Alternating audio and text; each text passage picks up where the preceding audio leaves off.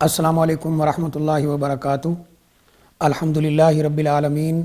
والصلاة والسلام علی اشرف الانبیاء والمرسلین نبینا محمد وعلی آلہ واصحابہ اجمعین، اما بعد۔ قابل احترام سامعین و ناظرین، فیس بک کے اوپر اور واٹس ایپ سوشل میڈیا کے اوپر ایک ایسی پوسٹ شیئر کی جا رہی ہے جس کا حقیقت کے ساتھ کوئی تعلق نہیں ہے۔ اس پوسٹ کے اندر یہ لکھا ہے کہ جس بھی کسی آدمی نے رمضان مبارک کے آنے کی اطلاع سب سے پہلے کسی کو دی تو رسول اللہ صلی اللہ علیہ وآلہ وسلم نے فرمایا کہ اس کی زندگی کے 80 سال کے گناہ معاف کر دیے جاتے ہیں۔ قابل احترام سامعین، جہاں پر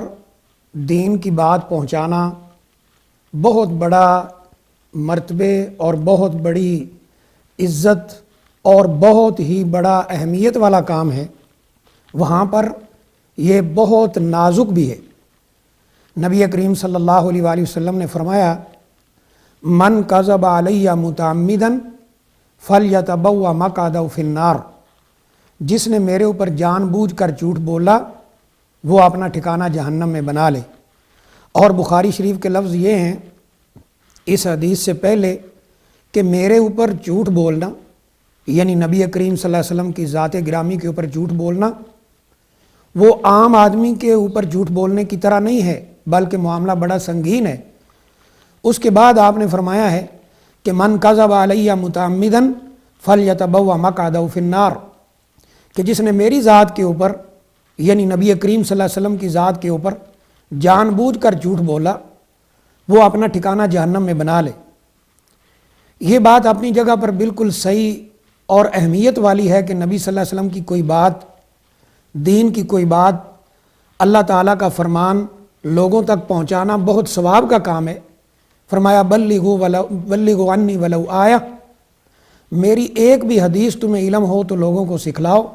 لوگوں کو بتاؤ۔ اور ایک حدیث میں آپ نے یہ فرمایا کہ نضر اللہ عمران سمع مقالتی فوعاها فأداها کما سمعها، اللہ تعالیٰ اس بندے کے چہرے کو تر و تازہ رکھے، یہ چہرہ خوبصورت رہے، اس بندے کا چہرہ روشن رہے،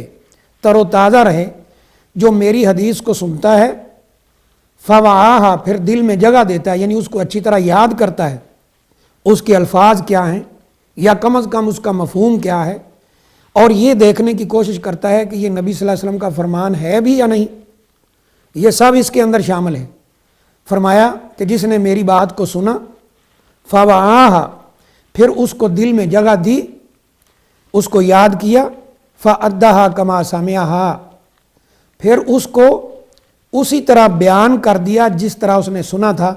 تو اللہ تعالیٰ ایسے آدمی کے چہرے کو تر و تازہ رکھے۔ یہ بہت بڑا کام ہے تبلیغ دین کا، اللہ کے رسول صلی اللہ علیہ وسلم کے فرامین کو آگے پہنچانے کا، قرآن مجید کی تعلیم کا، دین کی تبلیغ کا۔ لیکن یہ جتنا بڑا کام ہے، جتنا اہمیت والا ہے، اتنا نازک بھی ہے۔ ہمیں کوئی بات آگے پہنچانے سے پہلے یہ کنفرم کرنا ہوگا کہ یہ رسول اللہ صلی اللہ علیہ وسلم نے فرمایا بھی ہے کہ نہیں۔